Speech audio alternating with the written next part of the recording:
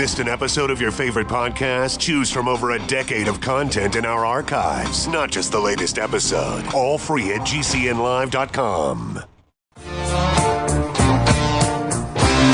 This is your call to action. Get prepared, America.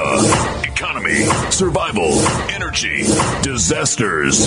This is USAPrepares.com. Informative radio, educational radio. Interact now by emailing instructor@USAPrepares.com or text at 434-390-7953. Class, please take your seats. Now, your instructor, Vincent Finelli. Everyone all set? Cocked? Locked? Yeah, here we go.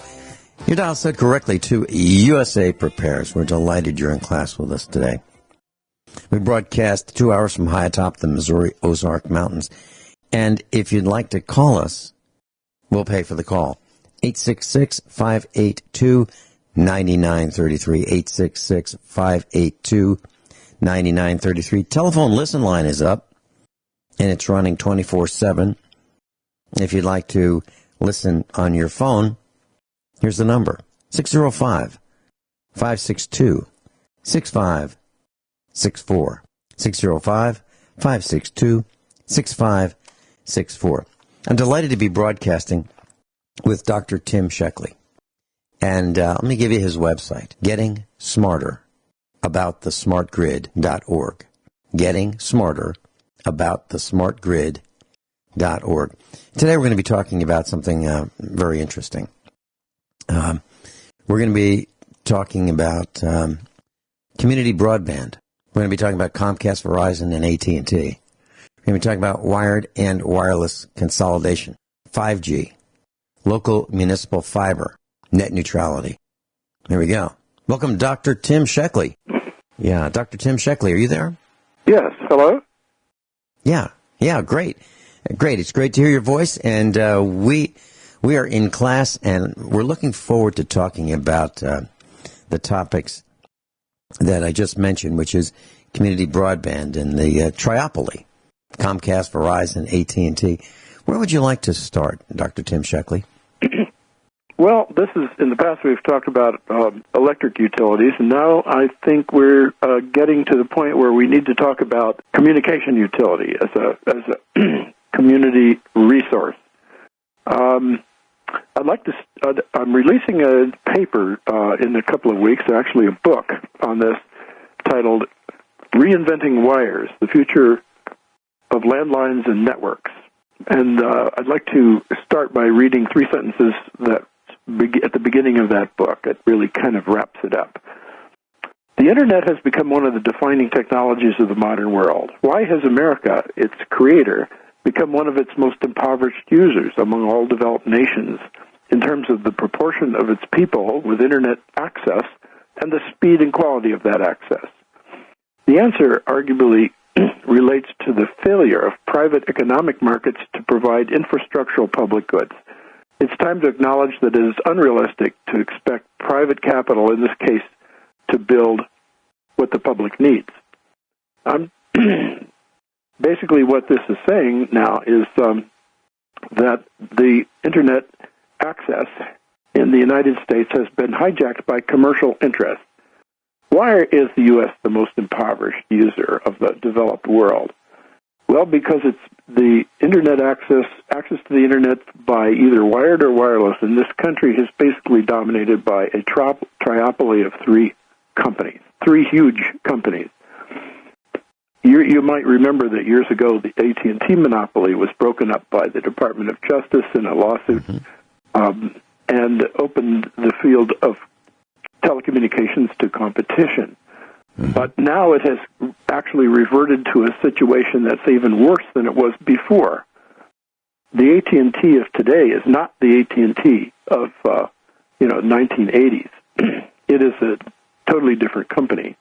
Verizon and AT&T today are reincarnated Bell operating companies that have consolidated the wired infrastructure and moved heavily into the wireless arena, and Comcast is been basically operating in an unregulated manner and has a total monopoly on, almost total monopoly on cable access and wired access, internet access.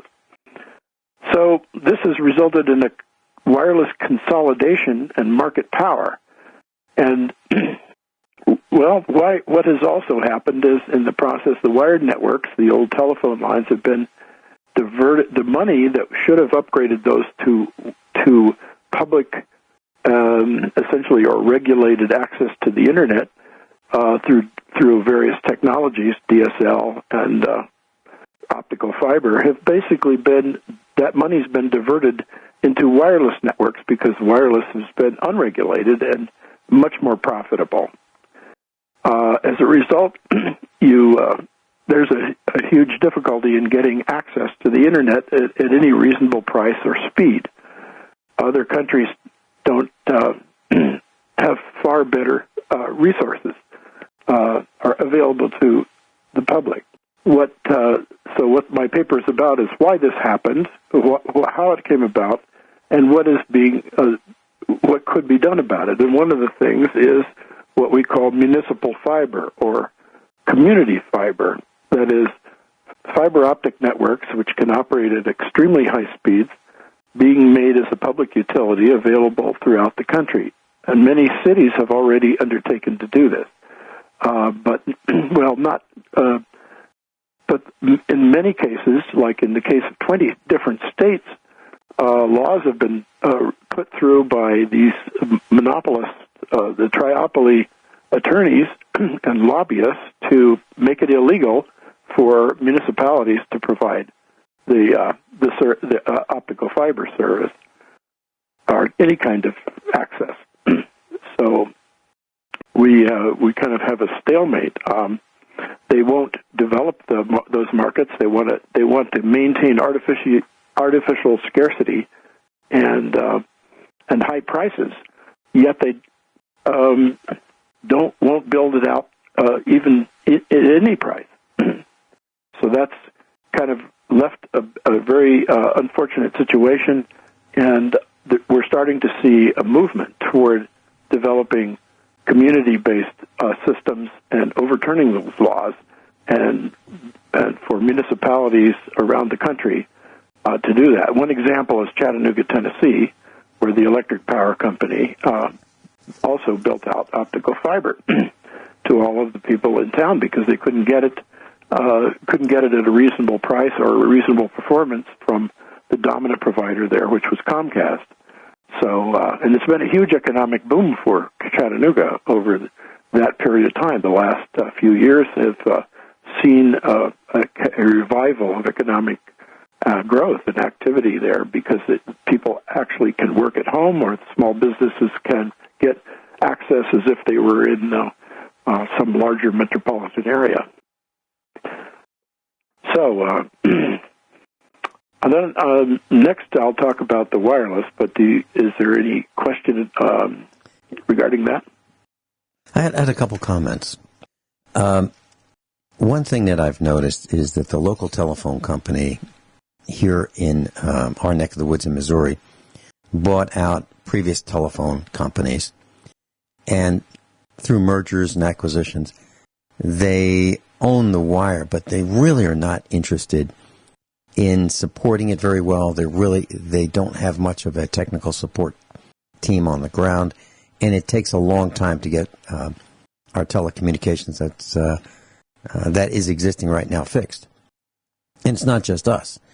One of our instructors lives in Australia, Gwyneth Isaacs, and it takes her weeks to get her telephone lines working again once there's a problem.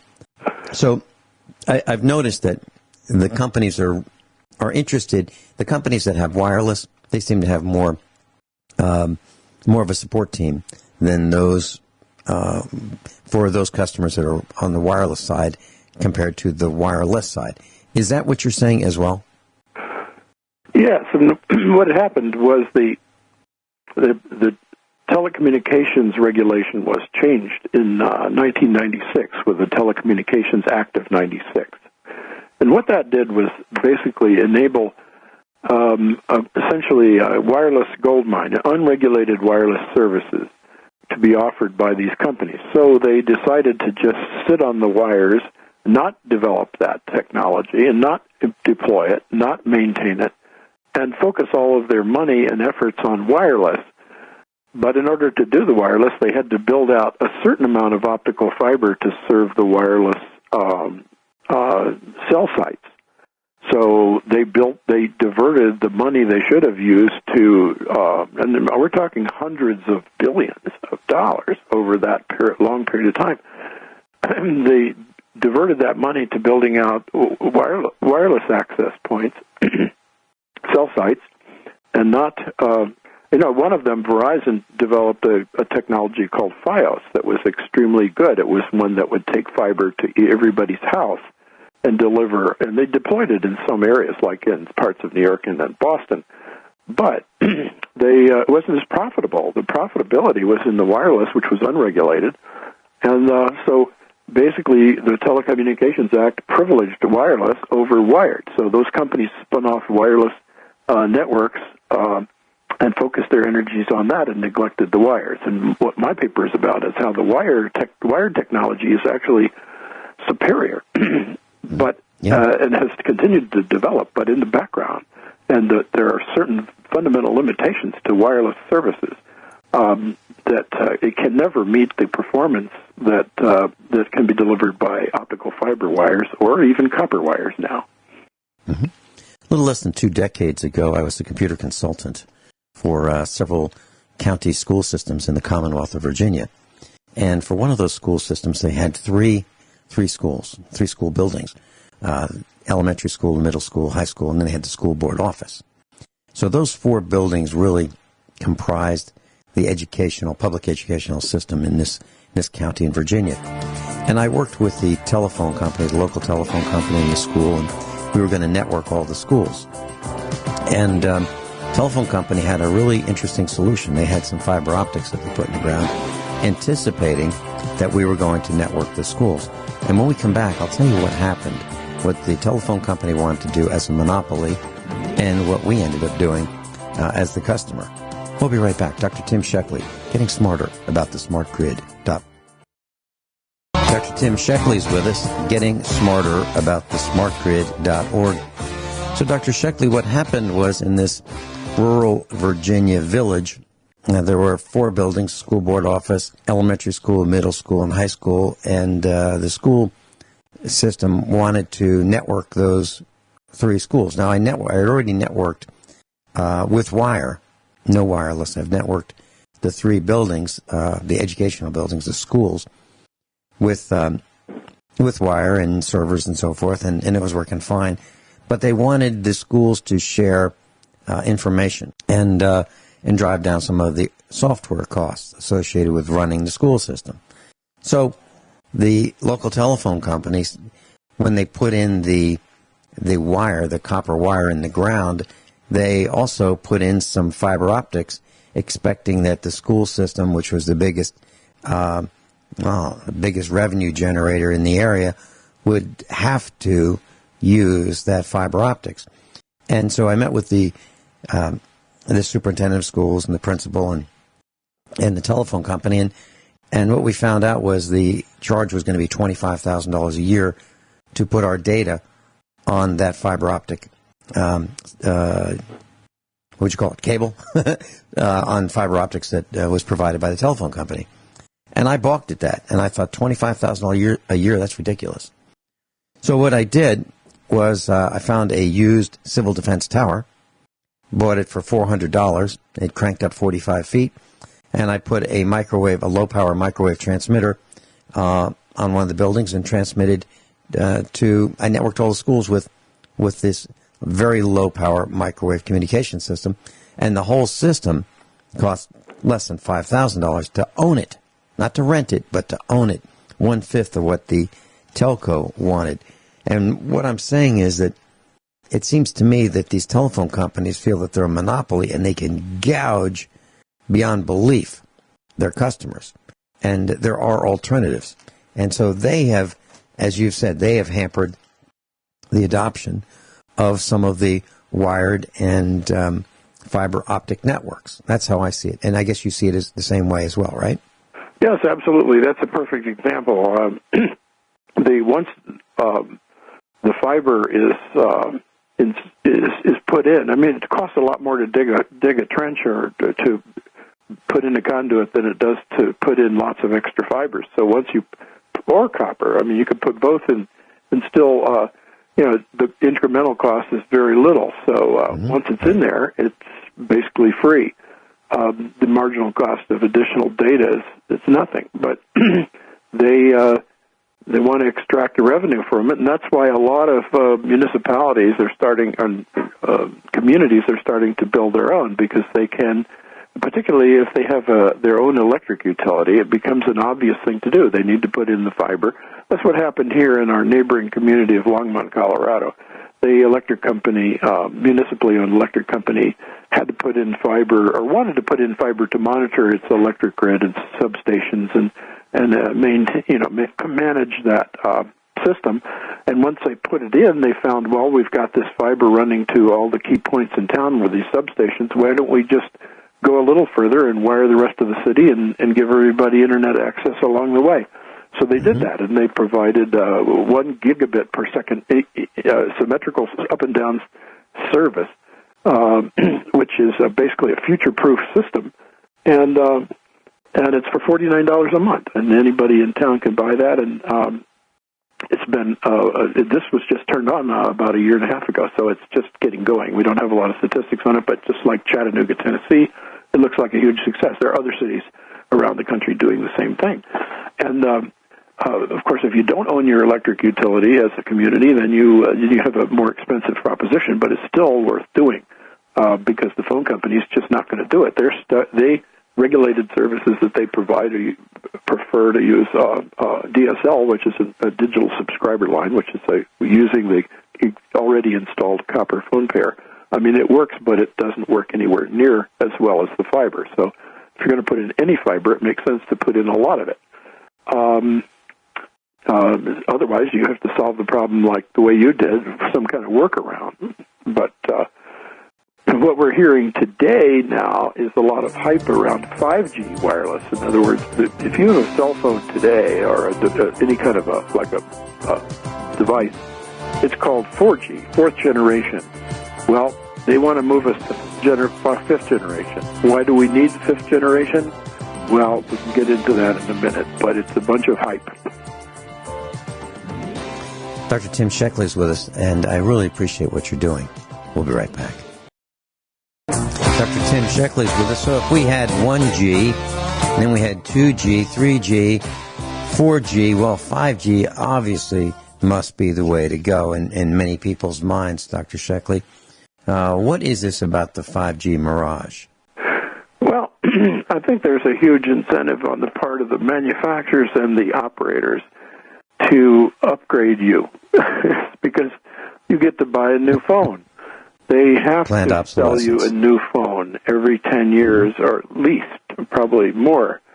So that's a lot of the motivation. And the excuse now is, well, the 4G works, and if you have a cell phone today or an iPad, it may have direct 4G access, which is adequate, but it's not great. It's not like optical fiber. But to move to, they say, well, we have to move to 5G because it's going to be so much faster. But the problem is, it's a much higher frequency. It's moving from microwaves, which is 4G, to millimeter waves, which are even shorter and tricky. That means they have to have cell sites not just every few miles, but every few 100 feet, or even closer. They have to have little what they call small cells located on every lamp post and everywhere, even inside buildings, to get adequate access service. In order to have those cell sites have to be served by optical fiber. If they're going to run optical fiber to all those places, why not just give people access to the fiber?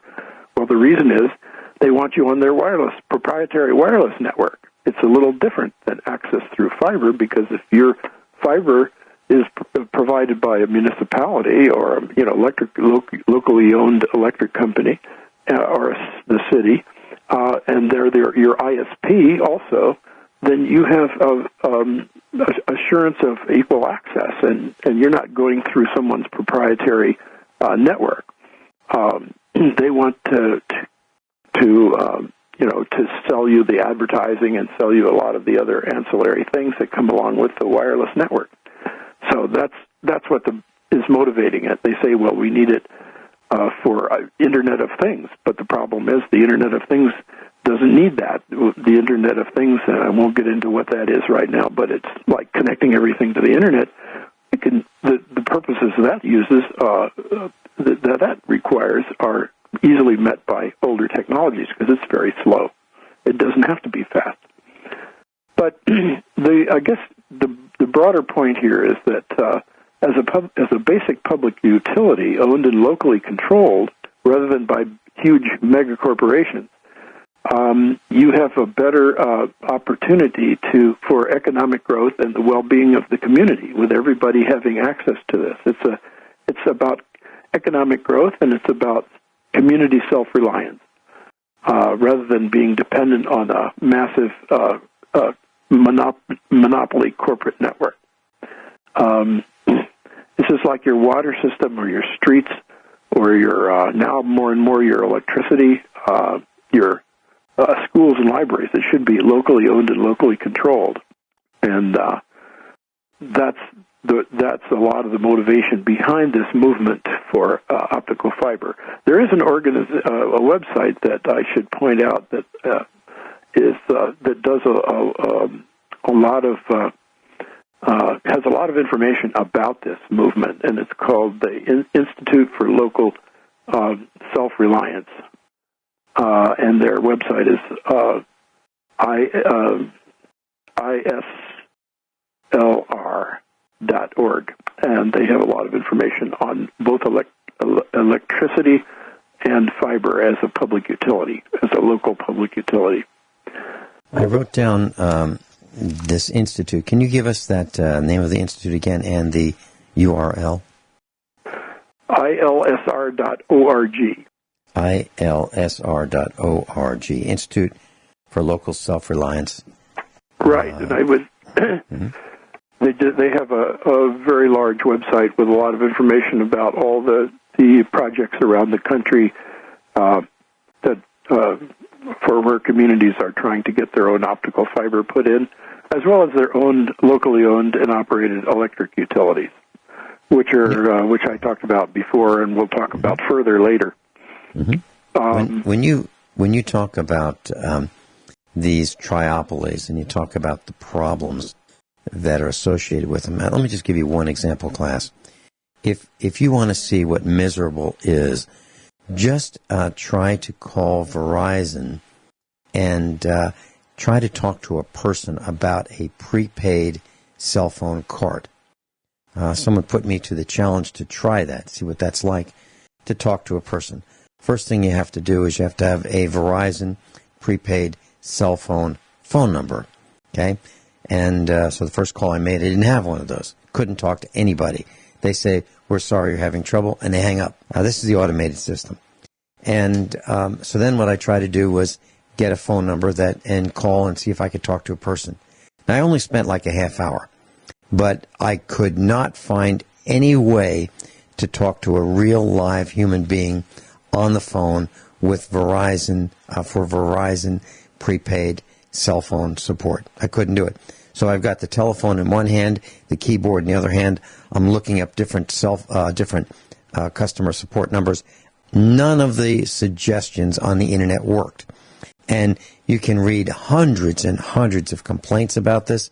People are frosted with the inability to talk to a person about the problem they have with a Verizon prepaid cell phone card.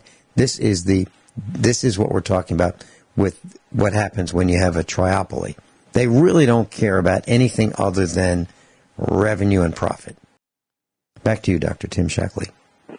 Yeah, that's basically what they did. Verizon is formerly the New York telephone company, 9X, and they bought up other neighboring state, regional companies on the East Coast, and the AT&T was formerly Southwestern Bell. They bought the AT&T name, but bears no resemblance to AT&T. That's just the name they bought and changed it from Southwestern Bell to AT&T, and then bought up a lot of the Western phone companies.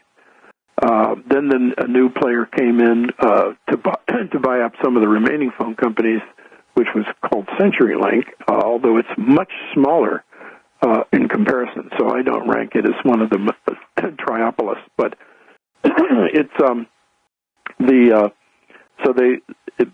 but in both cases, AT&T and Verizon, then they expanded and they put their resources into, or diverted all the resources that was supposed to serve the wired network into the wireless expansion, and created the situation that you described, where you just can't get the service. It would be much better if you could call your local electric company or your local utility, or if that doesn't work, call your local city council who runs it. So that would be an alternative, but a better alternative. But that's not the situation we have right now in this country. And on the cable side, you might say, well, the cable was the Telecom Act of '96 expected that competition would be provided by a different medium like cable. What happened was Comcast went around the country buying up every cable company they could get their hands on. So now they have, by far, they essentially own the entire cable industry. The lion's share of the cable industry is owned by one company, Comcast, and they then coordinate with AT&T and Verizon to divvy up the market, and that's your classic monopoly situation. And Comcast is introducing wireless services, and Verizon and AT&T are dominating the already wired services. So you don't really have any alternatives unless your local community can put in their own fiber, and then you only then can you break free. And as I said, Longmont, Colorado can offer that service to all of its residents for $49 a month. And you can put in your own voice over IP equipment and make phone calls with voice over IP over fiber, and I'm sure it's absolutely fantastic. Yeah, that's what Longmont did. And our other neighboring city here, Fort Collins, is doing the same thing. They just approved a bond issue to build out, about $150 million to add optical fiber to their electric grid and serve all the customers the same way Longmont did.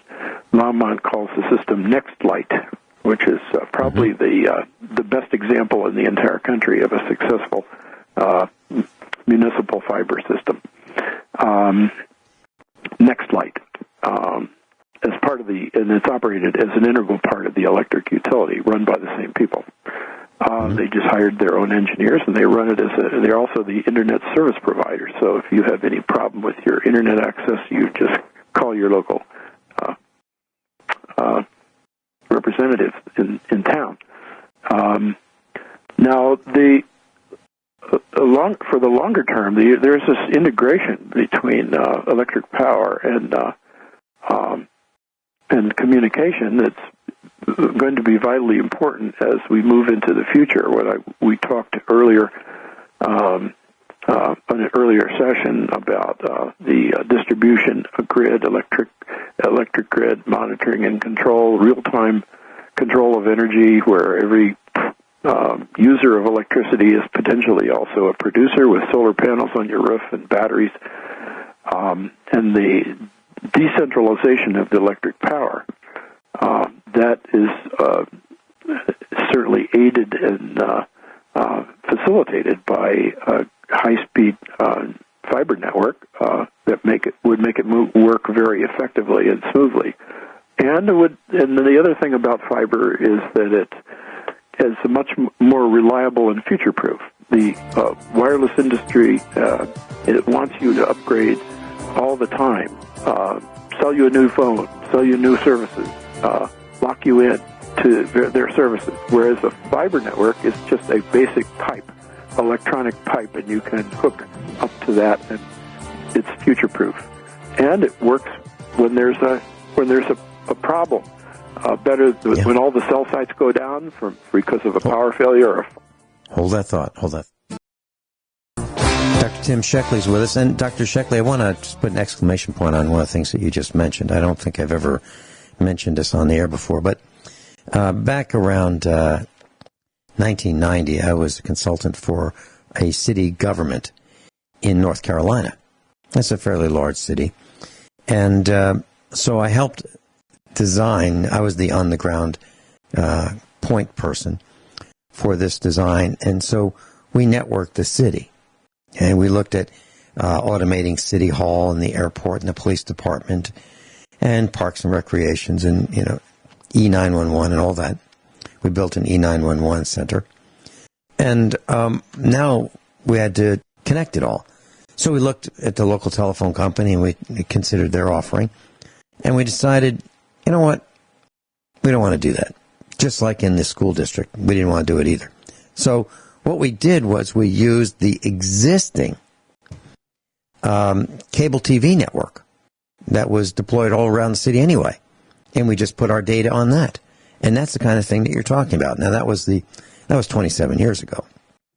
So it can be done, and we do not have to be held hostage by these monopolies when we create workarounds. Now, it was a workaround, but it was kind of neat.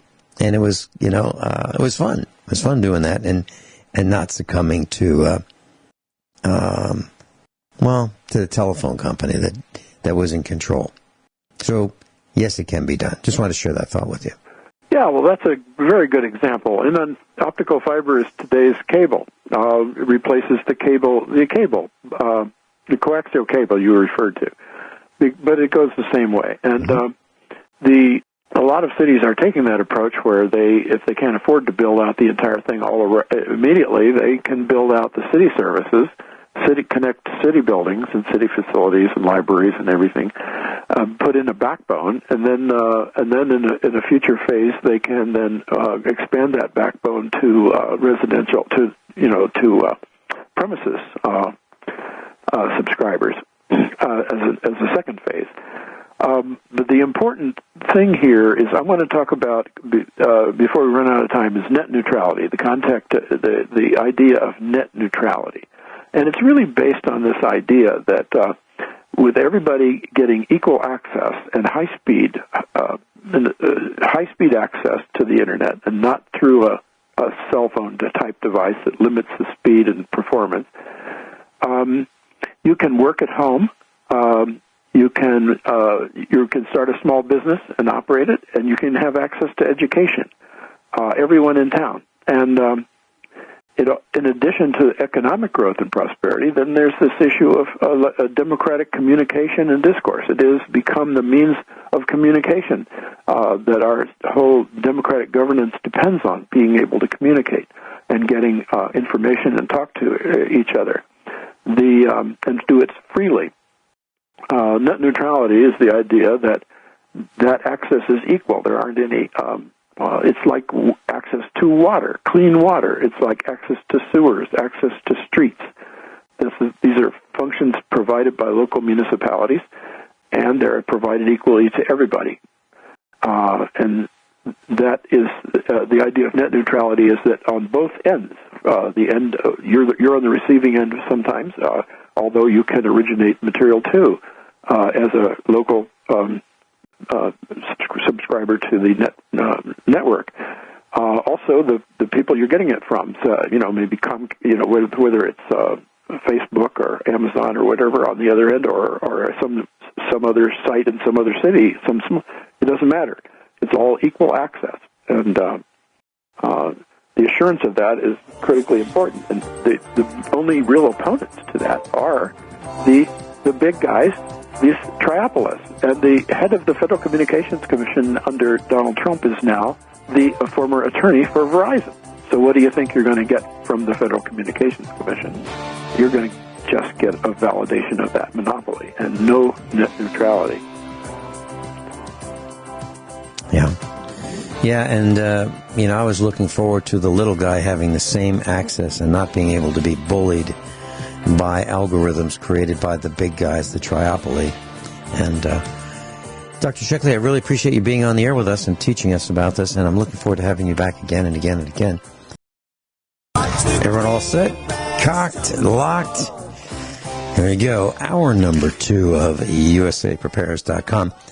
I'm delighted to be broadcasting with my friend Stephen Heuer. And a few days ago, I called him up. I was listening to his commercial, and right here on this broadcast, and I thought, gosh, I haven't had a chance to talk to Stephen Heuer in a while. Best way to do it is do it on the air. So we talked, and Stephen Heuer is with us. Welcome, Stephen. Hey, my friend. Thank you for having me on. It's always a pleasure. It's delightful chatting with you. And I was reflecting back to the Get Prepared Expos and seeing you, and boy, you're just a bundle of energy. Gosh, we could all take a page out of your book and do very well by it. So thanks for being. Yeah. Yeah, that's only because I had so little energy from adrenal exhaustion and mercury poisoning as a teenager that my body's really fragile, and I also don't absorb real well. My mom didn't, do things right, didn't breastfeed, all that, so my gut doesn't absorb well. So I burn out quickly, mentally and physically. So having to be challenged with that for, most of my life, I've just learned so many things nutritionally and technologically that I can use to make up for those, weaknesses. And also, I still have a sleep problem, so there's things I have to do all the time to compensate for my lack of sleep. Mm-hmm. I understand that you had cancer, and you overcame it. Yeah. It's an odd thing in this journey to feel your best. You'll do things that a lot of other people wouldn't. So back in early 2016, I invited a man to my house named Lou Corona. Lou Corona is a man who, at age 21, had cancer of the neck. That he was instructed by his mentors to do a all raw vegan diet, fast for like a month on just a green salad once a day, and then drink lots of water.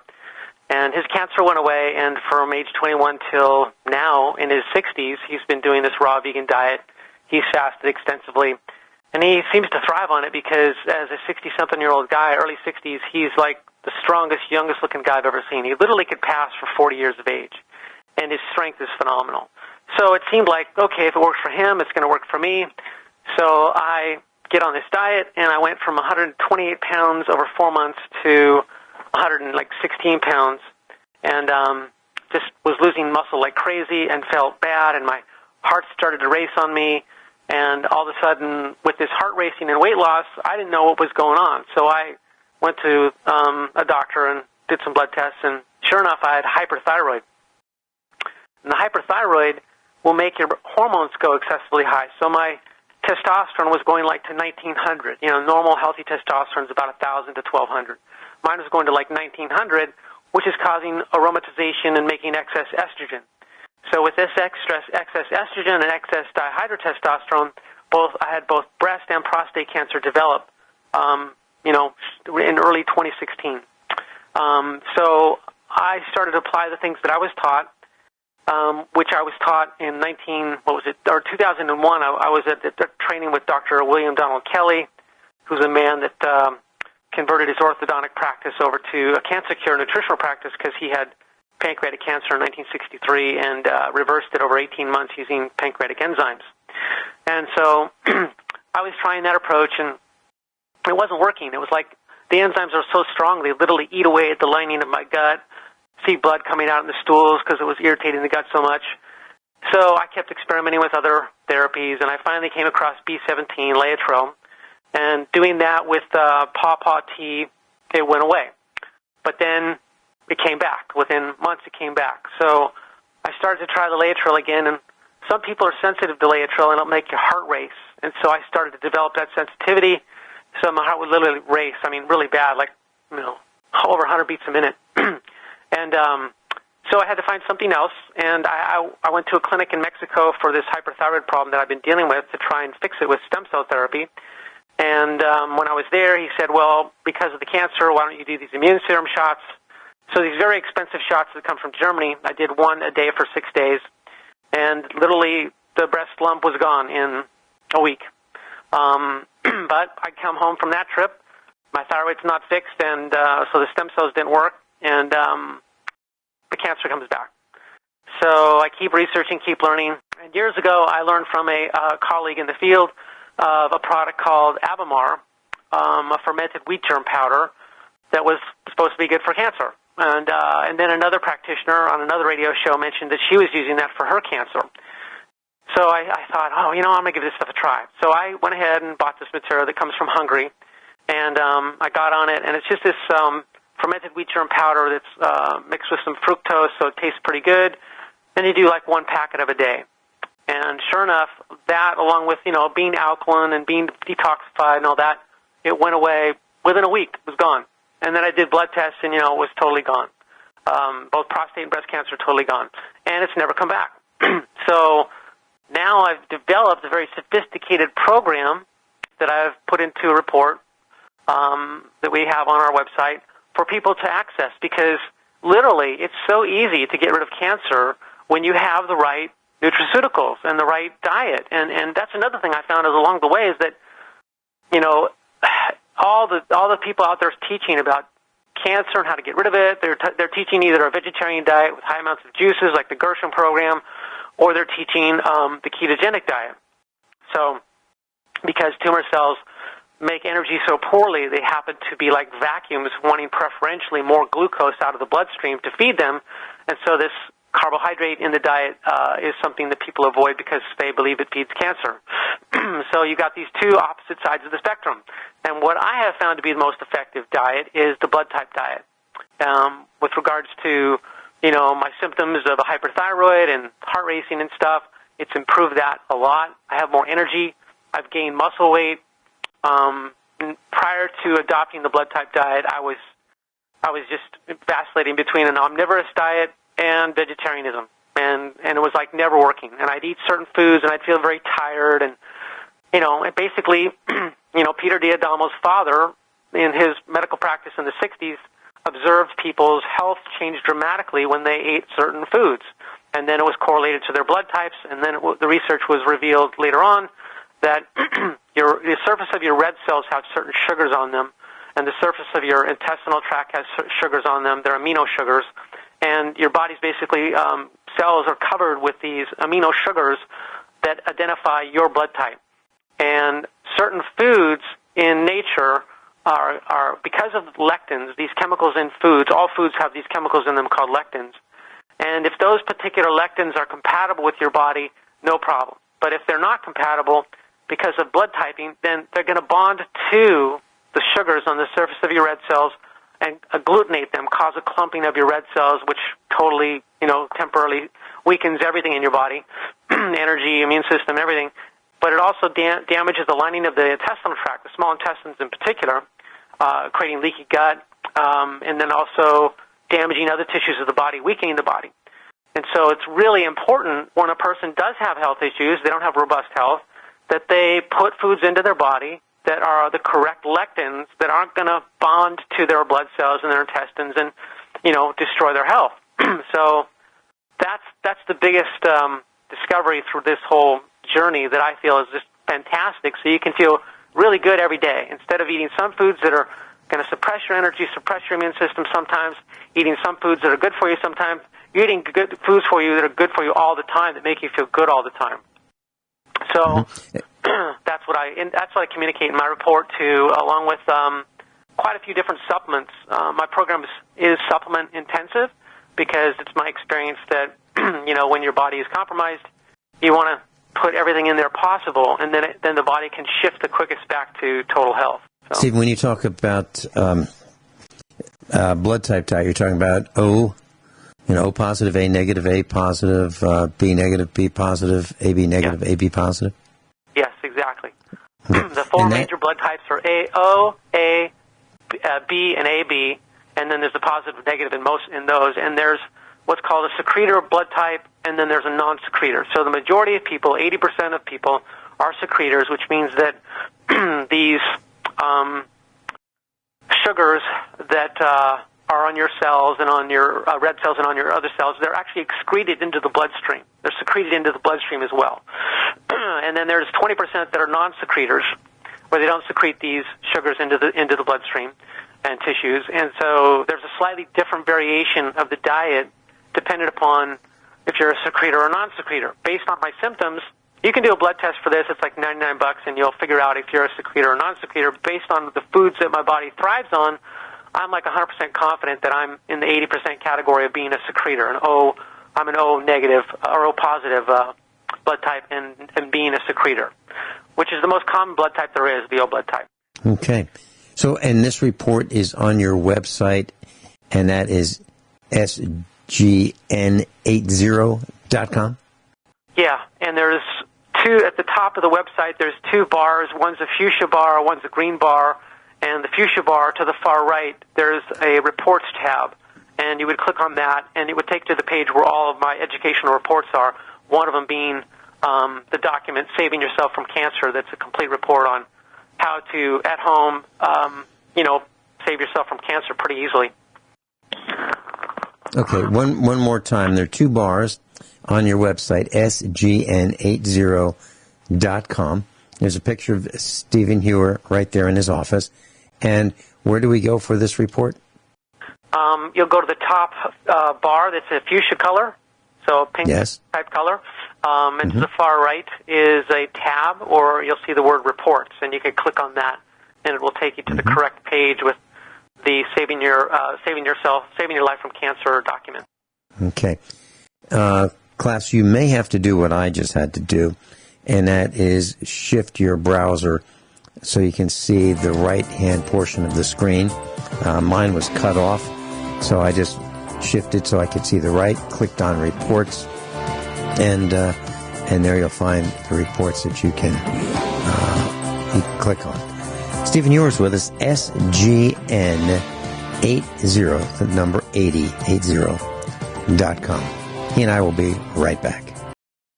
Plus, if you'd like to call Stephen Heuer at his office Monday through Friday, 9 to 5 Eastern, 864-895-6250. 864-895-6250. Stephen, who first identified how cancer can be caused? Dr. Otto Warburg, back in 1932. He was doing his research in Germany on how cells breathe and identified and defined the actual biochemical mechanisms of how cells use oxygen. And he was nominated and won the Nobel Prize for that. And simultaneously, he did studies on inducing cancer. So he would reduce the tissue oxygen environment by 35% or more, and if he did that for more than 15 seconds, the cell that was normal would convert over a tumor cell permanently, and he couldn't revert it back. If he did it only for 15 seconds and then stopped, and it would revert back to normal, but if it was prolonged over 15 seconds, then this normal cell would convert to a tumor cell, which is a cell that makes energy in the absence of oxygen. And once it's committed to that biochemical pathway, it doesn't revert back. So he was nominated for the Nobel Prize for that, but he didn't win it. But the guy's a smart guy and basically defined that, and that the surrounding tissue environment of a tumor was more acidic than other tissues. And when you study pH and biochemistry of the body, you learn that your body oxygen levels are controlled by the pH of the body. So some people, when I used to prick the finger of people's fingers and then look at their blood under a microscope, the blood would be very blue. In fact, mine used to be this way for a long time. Despite plenty of exercise, despite excellent supplementation, seemingly adequate oxygen levels, and still I was blue in the blood, meaning low oxygen levels in the blood. That's because when your body is acidic, that is to say, if you test your saliva pH in the morning after you wake up, before 7 a.m., before you brush your teeth or eat anything, and your saliva pH is below 7, 6.9 or lower, then you're acidic. And if your sick, it's usually very acidic, like 6 or lower. I have a friend that I'm working with right now in Colorado with, he had major cancer, and he had surgical removal of a lot of it. But his pH was like 6.2, which is very acidic. And so what happens in the body is that when this acid pH occurs is that the blood is threatened. So the blood pH has to always be 7.35 to 7.45. And it can't fluctuate outside of that range very much without risking loss of life. And so what ends up happening is that all this excess acid that's entering the bloodstream to be going to the kidneys and the liver for filtration is threatening the body's survival. So the body will dissolve calcium out of the bones, dissolve calcium out of the soft tissues, dissolve proteins and amino acids out of the tissues that are alkalizing, destroy red blood cells like crazy to get at the histidine and the arginine, which are amino acids inside the red blood cell that will alkalize the bloodstream. And this is one of the reasons for real anemia. Real anemia usually comes from this acid pH and a rapid destruction of red blood cells to get at the alkalinizing amino acids, histidine and arginine. And it's not really because of an iron deficiency. It's because of this destruction of red blood cells. So the blood pH has to shift slightly alkaline. So instead of it being 7.45, it'll go 7.46, 7.47, 7.48, keep increasing by small increments towards an alkaline range to compensate for the excess acids entering into the bloodstream. And so what that does is it makes it so that the red blood cells become under-oxygenated, and they won't release their oxygen into the tissues as readily. They hold on to it more tightly. And so then this creates that low oxygen level in the blood and in the body, all because of this acid pH that was first identified by Dr. Otto Warburg, and then later come forward in time to the time of Royal Raymond Rife, which I know you know who he is.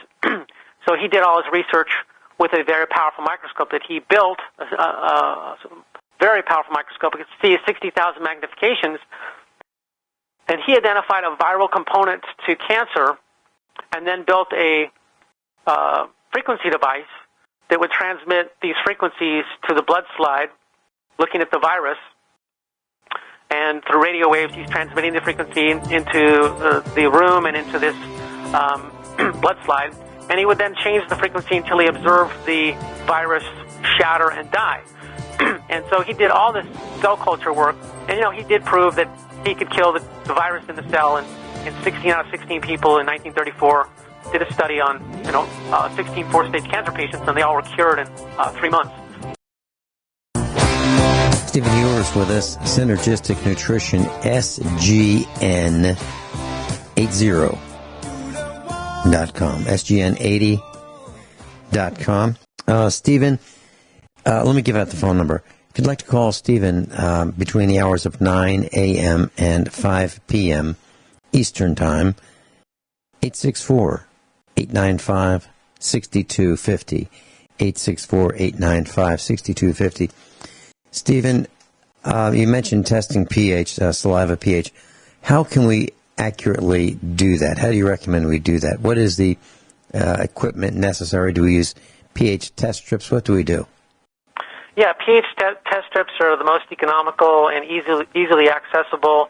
I mean, you can buy pH meters for, being whatever more expensive means of doing it, but it's unless you're wanting to be a scientist about it, then you don't need the pH meter. You just need pH paper. You can buy a roll of it off our site, 14 feet of it for like $10, which is pretty economical. And and then I don't know if we have time, but do I have time for me to share what I was talking about? What test Royal Rife discovered?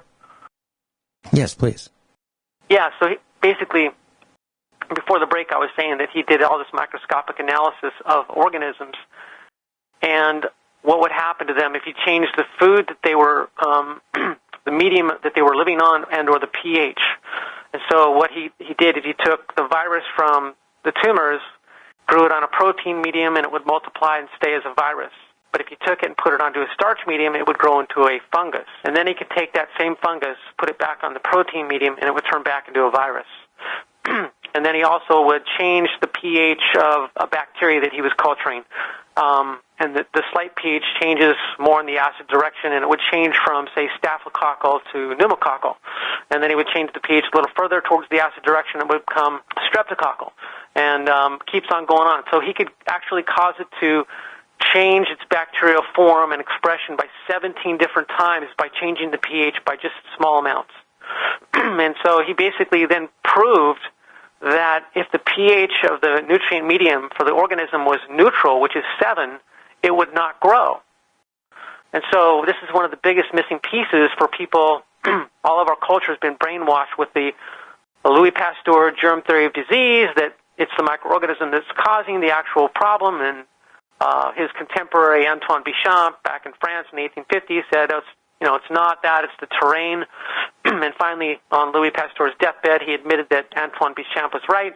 The terrain, it's not the microbe, it's the terrain that causes the infection or the disease. So, we live in a culture where we've all been brainwashed by the medical profession and by news warnings about such and such microorganism, to go get your vaccines and stuff. And you can never get immunity from a vaccine. It's an actual complete fraud, and it's caused nothing but harm. And those that survive vaccines and don't get autism, they're just lucky enough to have a body hardy enough to have been able to detoxify the toxins in the vaccine to not cause them harm. But, basically, you can't immunize yourself against an organism. You have to have a healthy pH, a body that's detoxified of chemicals and heavy metals and radioactive whatever, and then you also have to have a healthy enough immune system, which is where Avamar comes in. So in one of the protocols in this report on cancer is this fermented wheat germ extract, where it does like about 5 different things to the immune system to resurrect it, so that it can actually go after and get rid of the cancer. And one of them is stopping this tumor cell's ability to use sugar, its favorite food. Another one is that when these tumor cells are dividing into new cells, there's these DNA errors that occur, and if the tumor cell can't repair the errors, it will die, and so it stops that. It actually helps stop the ability of the tumor cell to repair DNA errors. And there's also this chemical called ribonucleotide reductase, and basically it's involved in DNA synthesis. It's an enzyme that helps cancer cells basically reproduce. So this is also lowered so that the cancer cells can't reproduce. And then there's this thing where tumor cells reduce the production of a chemical that enables white blood cells to go through the blood vessel wall into the tumor. So if you have a lowering of this intracellular adhesion molecule 1, then white blood cells are stopped from getting into the tumor and killing it. So when you take Avamar, you're going to increase the level of this intracellular adhesion molecule 1 so that now your white blood cells can get into the tumor and kill it. And then another one is that a tumor produces a chemical called major histocompatibility complex 1, which makes it look invisible to the immune system. So when you take Avamar, it lowers the major histocompatibility complex on the tumor so that it becomes visible to the immune system, so natural killer cells can kill it. So it does all these things, and it's unlike anything on the market. If you took like other products, whether it's the Laetril or the Paw tea, which I put those in my report too, because a person that's, say, 4-stage aggressive cancer, they need to pull out all the stops and bring in everything they can. But none of those things, all those things selectively kill tumor cells, but they don't resurrect the immune system. Even cannabis, a lot of people take in cannabis with THC in it that's known to kill tumor cells and definitely support the immune system, but it doesn't resurrect the immune system nearly as powerfully and multifaceted as this Avamar. So for a weakened immune system in any respect, it's fantastic.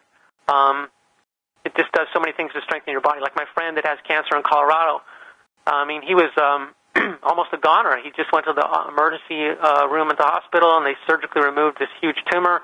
And, he's actually gotten stronger now that he's been on the Avamar. And I got another client that's had a neck tumor for 3 years, and he's done the THC cannabis thing and a lot of other natural therapies, even B17, without any success. It stayed the same size and very hard.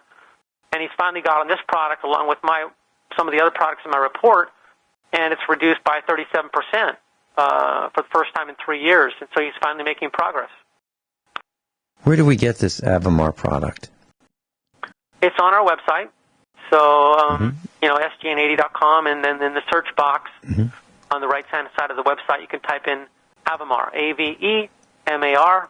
The man that discovered it actually invested all his money, including selling his car, to discovering what the properties were of this product.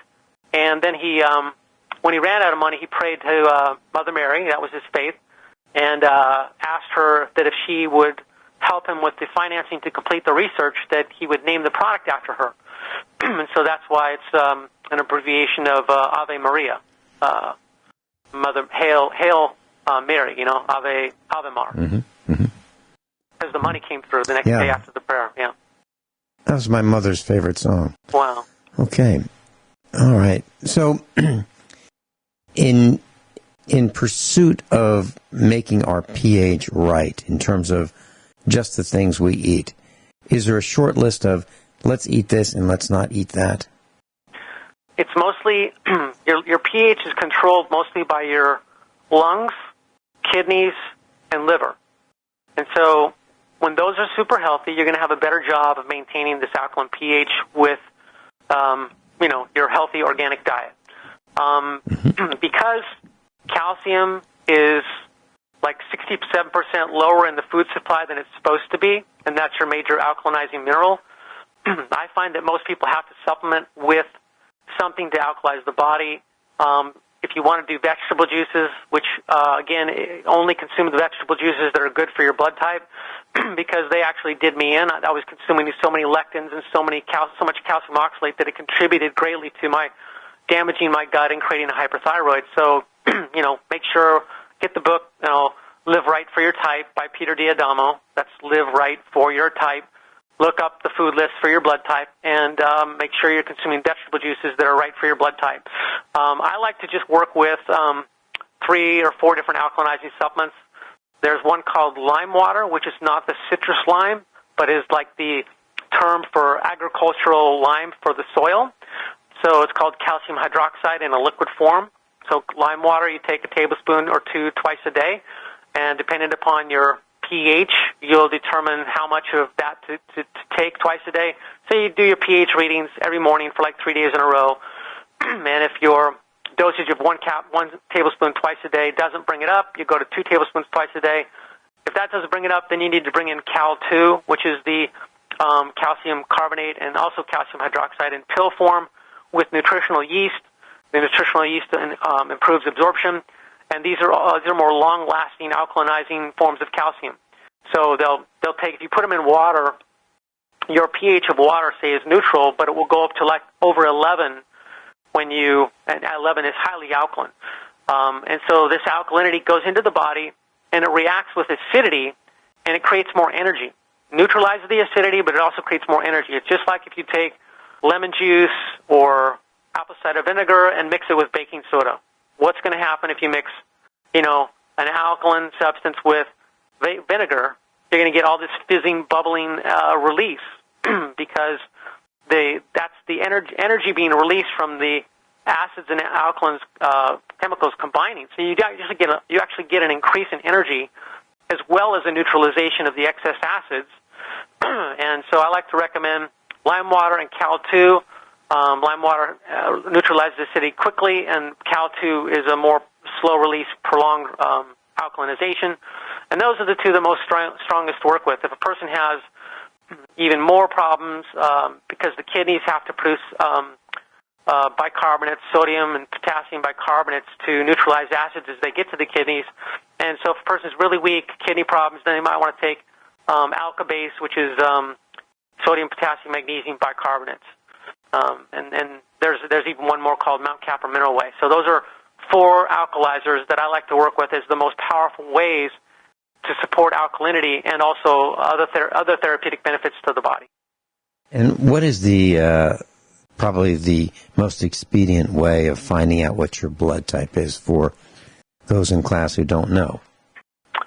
If you go to the Peter D'Adamo website, they sell these blood type test kits.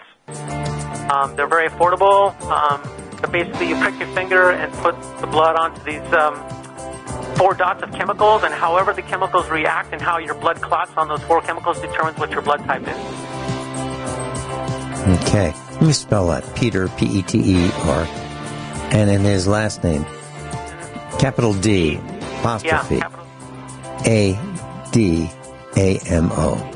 D apostrophe A-D-A-M-O. We'll be right back. Class, let me give you Stephen Heuer's number. Stephen Heuer, H-E-U-E-R. Telephone number 864-895-6250.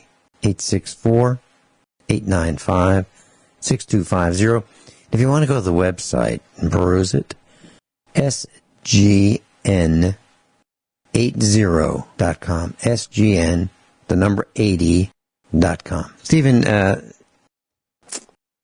listening to you is like drinking out of a fire hose.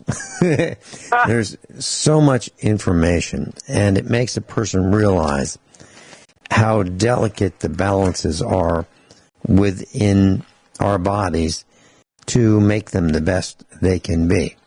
And we can do a lot of things that harm us. Yeah. And I can see that there's no way we're going to be able to finish today. So will you be able to come back with us and teach us some more in the upcoming weeks? Yeah, anytime that it works in your schedule and you feel like you got audience who wants to hear this stuff, I love to share this, yeah. Okay. It would be a Friday class, a Friday, either hour number 1 or hour number 2, and I'll let you know on the schedule. So if you go to usaprepares.com, USAPREPARES.com, you will see the schedule, who's going to be on, and if we've piqued your interest, you'll want to tune in again and again and again to Stephen Heuer. Stephen, we've learned about water and the ionization and the structuring of water to improve its therapeutic effects. What do you recommend that we do to improve our water? Okay, I'm glad you asked that. So water, it was discovered not too long ago, and the guy that discovered it won the Nobel Prize, that there's the only way water can enter the cell is through a specific pore that's called the aquaporine, and it can only enter the cell at 1 molecule at a time. So water ideally will be single-file water molecule strands to get into that cell in the millions and billions very quickly of water H2O molecules. All this other information that people have been listening to for years, such as water ionization, water structuring, and hexagonal structure, is incorrect. Water structuring is correct, but ionizing water isn't the key to hydrating or effecting massive detoxification through hydration. When you distill your water into this extremely pure water with what we call the electron 5 distiller, you create the water that will widen its bond angle, break down into hydrogen and oxygen, which fuels all kinds of beneficial processes in the body, and basically hydrate you very well. So you start it with pure water, with this electron 5 distilled water being the best. Then you structure it with what's called the MRET, magnetic resonance effect technology, which actually causes it to become these single-file water molecules in these sheets and layers that actually, causes the best hydration. And in studies on, cancer-induced mice, it's like increases their lifespan by 60%, and it also works as effective as chemotherapy without any toxic side effects, not to mention all the benefits to plants and other aspects of human health. So I like to combine the electron 5 distilled water with structuring it with the MRET, and then you get this ideal purity and hydration. And this MRET discovered by Igor Smirnov was a result of finding a group of people in Ukraine where they lived near the Chernobyl disaster, and they didn't have any radiation poisoning, but all the other people in Ukraine that were near Chernobyl did have radiation poisoning sickness and dying from it. And when these group of people were studied, it was the water they were drinking coming out of the ground that was protecting them from the radiation poisoning. And it was this particular frequency coming out of the ground that structured the water in this way that he figured out how to put into a technology where you could treat your half gallon of water at a time to become this unique structure and literally protect you from all the radiation poisoning you might be exposed to and hydrate you and protect you from cancer and stuff. Stephen, where do we find more out about MRET technology? Go to sgn80.com, and it's in one of the tabs on the top of the website, where you can type in MRET on the search box on the right-hand side. Class, you've heard a fascinating story about Stephen Heuer, his health challenges, how he was absolutely determined to solve them, and it sure sounds like he has done that. And he's sharing his information with you. And he's the owner of SGN80.com. Telephone number 864-895-6250. Stephen Heuer, thank you so much. Class. Thank you, Vincent. Class, above all, honesty and integrity. What happens next is up to you.